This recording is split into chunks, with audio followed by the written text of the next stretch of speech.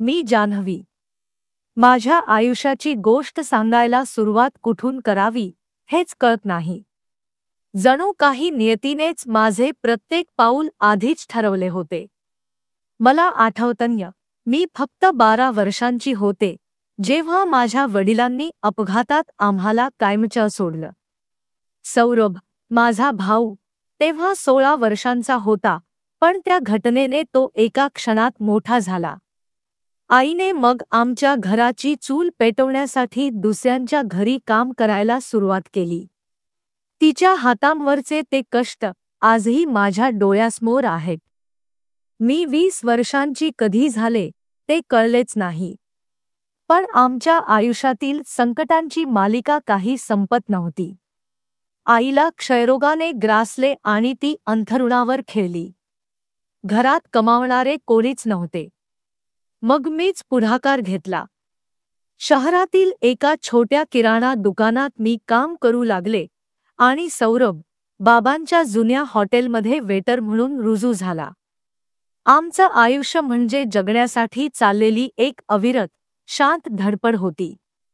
अभिनवची नजर आणि एक नवी दिशा. माझ्या दुकानात काम करत असतानाच एक दिवस माझ्या जीवनात अभिनव नावाचा एक माणूस आला. तो त्या दुकानाच्या मालकाचा मुलगा नव्हता, तर शहरातील एका मोठ्या व्यावसायिक घराण्याचा वारस होता. दिसायला देखणा, पण त्याच्या डोळ्यात एक गूढ उदासी आणि अस्वस्थता होती. तो अनेकदा दुकानात येई आणि माझ्याकडे बघे. त्याच्या नजरेत एक अनोळखी प्रश्न दडलेला असे. मी त्याला नेहमी टाळत असे. मला वाटायचे आमची जगं वेगळी आहेत. पण अभिनव हार मानणारा नव्हता. एक संध्याकाळी मी दुकान बंद करून घरी निघाले होते, तेव्हा त्याची महागडी गाडी माझ्या शेजारी थांबली. माझ्यासोबत चहा प्यायला येशील का? त्याचा आवाज शांत, पण त्यात एक दृढनिश्चय होता. मी गोंधळले. मी कशी येऊ शकते? का नाही? तो हसला. मी केवळ तुमच्या कामावर नाही, तर तुमच्या अखंड परिश्रमावर आणि साधेपणावर प्रेम करतो. त्याच्या बोलण्याने मी अस्वस्थ झाले. त्याच्या या अनपेक्षित प्रामाणिकपणाने मला विचार करायला लावले. रात्री झोपताना मी त्याच्याबद्दल विचार करत होते. एका श्रीमंत घरातील मुलाने माझ्यावर प्रेम केले होते. हे माझ्या आयुष्यातील एक अविश्वसनीय वळण होते. मी त्याच्या प्रेमाचा स्वीकार केला. एक अटीवरचे लग्न आणि कठीण सत्य. अभिनव हळूहळू माझ्या मनात घर करू लागला. तो माझ्या जीवनाचा अविभाज्य भाग बनला. त्याला यायला कधी उशीर झाला तर माझे मन कासावीस होई. माझे मन त्याच्याशिवाय कशातच लागत नव्हते. आम्हाला माहीत होते, तो श्रीमंतीच्या शिखरावर होता आणि मी सामान्य, पण प्रेम कोणतीही बंधने मानत नाही हेच आमचे सत्य होते. अभिनव मला अनेकदा गाडीतून फिरायला घेऊन जाई, कधी निसर्गरम्य ठिकाणी, तर कधी महागड्या हॉटेलात. त्याच्या वडिलांचे निधन झाले होते. कुटुंबात तो आणि त्याची आजारी आई, माधवीदेवी, यांच्याशिवाय कोणी नव्हते. त्यांचा मोठा व्यवसाय होता. एक दिवस अभिनव मला त्याच्या आईला भेटायला घरी घेऊन गेला. त्यांचे घर नव्हते, तर एखाद्या भव्य पण थंड महालासारखे होते. मी खूप घाबरले होते. माधवीदेवी मला स्वीकारतील की नाही याची भीती होती. पण त्या एक अत्यंत प्रेमळ आणि चांगल्या मनाची स्त्री होती. त्यांना श्रीमंतीचा कोणताही अभिमान नव्हता. त्यांना संपत्तीपेक्षा माणुसकी आणि चारित्र्य महत्त्वाचे वाटत होते. गुडघेदुखीने त्या अंथरुणाला खेळल्या होत्या, पण त्यांचे मन खूप मोठे होते. अभिनवने त्यांना माझ्याबद्दल सर्व काही सांगितले होते आणि माझी गरिबी त्यांना अजिबात अडचण वाटली नाही. मुली, तू मला खूप आवडलीस, त्या म्हणाल्या. अभिनवसाठी तूच योग्य आहेस. माझ्या मृत्यूनंतरच अभिनवचे लग्न व्हावे अशी माझी इच्छा आहे. पण मी जिवंत असतानाच तो लग्न करेल अशी मला खात्री नाही. माझ्या आनंदाला पारावार उरला नाही. हे तर माझ्यासाठी स्वप्नवत होते.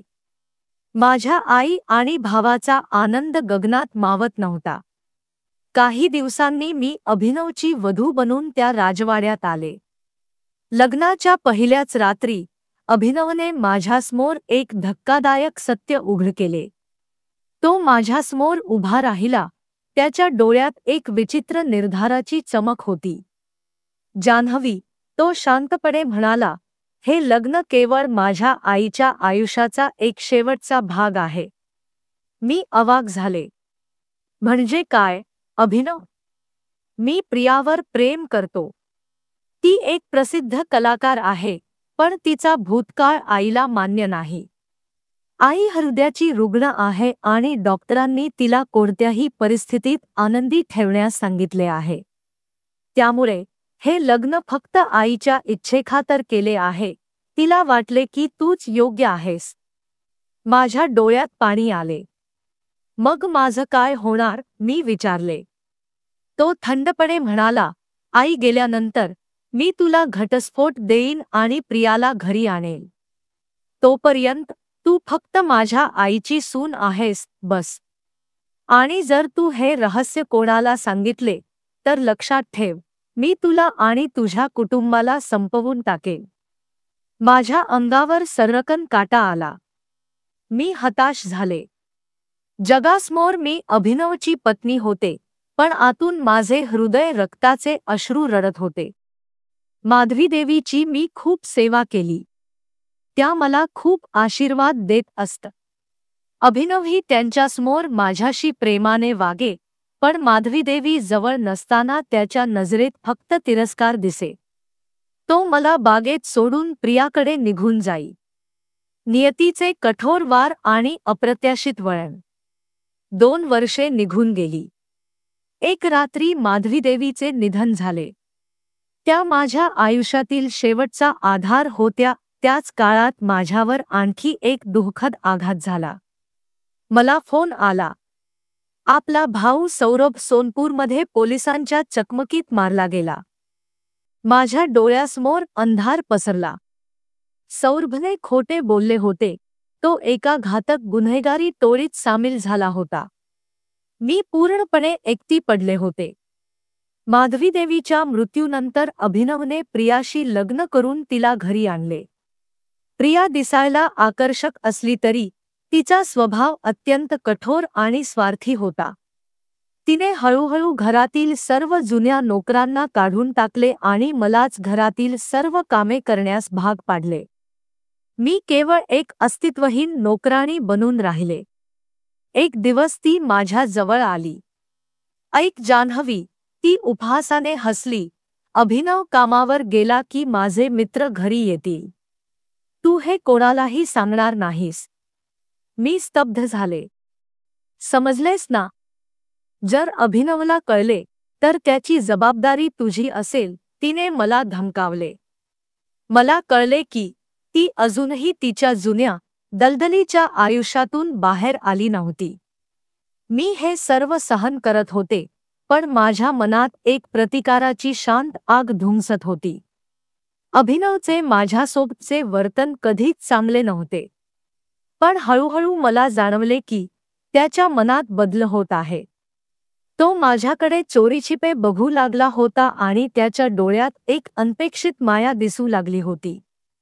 त्याला प्रियाच्या वागण्याचा कंटाळा आला होता. तो सोमवार होता. अभिनवला ऑफिसला जाऊन 2 तास झाले होते. प्रिया तिच्या एका मित्रासोबत पार्टी करत होती. मी नेहमीप्रमाणे बाहेर रखवाली करत होती. अचानक बोळीचा भीषण आवाज आला. पाठोपाठ किंकाळ्या आणि आरडाओरड ऐकू येऊ लागली. मी धावत खोलीकडे गेले. प्रियाचा मित्र पळत बाहेर आला आणि अभिनव पिस्तूल ताणून प्रियासमोर उभा होता. त्याच्या डोळ्यात क्रोध आणि वेदनेची आग होती. प्रिया, अभिनव गरजला.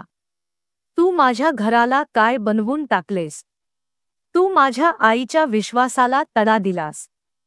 प्रिया थरथर कापत होती. जान्हवी, या बिचाऱ्या जान्हवीला तू इतकी कामे दिलीस. तुला लाज नाही वाटली? अभिनवने माझा उल्लेख केला आणि त्याच्या डोळ्यात माझ्यासाठी एक अनोखी माया दिसली. आज तुझा शेवटचा दिवस आहे, असे म्हणत अभिनवने पिस्तूल प्रियाकडे रोखले. मी धावत पुढे आले आणि त्याचा हात पकडला. नको अभिनव, देवासाठी नको. रक्ताने हात माखू नका. तो माझ्याकडे बघून म्हणाला, या बाईमुळे मी माझ्या आईशी खोटे बोललो, तुझ्यावर अन्याय केला. मी तिला कसे सोडू? तिला मारायचे नाही, तर तिला आयुष्यातून पूर्णपणे काढून टाका. तिची जागा येथे नाही, मी दृढपणे विनवले. माझ्या विनवण्यांमुळे अभिनवने प्रियावर गोळी चालवली नाही, पण त्याने तिला त्याचवेळी घटस्फोट दिला आणि घरातून कायमचे काढून टाकले. मग तो माझ्या पाया पडला, डोळ्यात अश्रू होते. मला माफ कर, जान्हवी. मी खूप मोठी चूक केली. त्याच्या डोळ्यात प्रथमच मी खरे प्रेम आणि पश्चात्ताप पाहिले. माझ्यासाठी हेच खूप होते. अभिनवने सर्व जुन्या नोकरांना परत कामावर ठेवले. 1 वर्षांनंतर देवाने आम्हाला एक गोड मुलगा दिला. अभिनव माझ्यावर खूप प्रेम करतो. मी आता खूप आनंदी आहे. हे खरे आहे की देवाला उशीर होतो, पण अंधेर नाही. देवाने माझ्या आयुष्यातील सर्व धागे आता एकत्र गुंफले होते.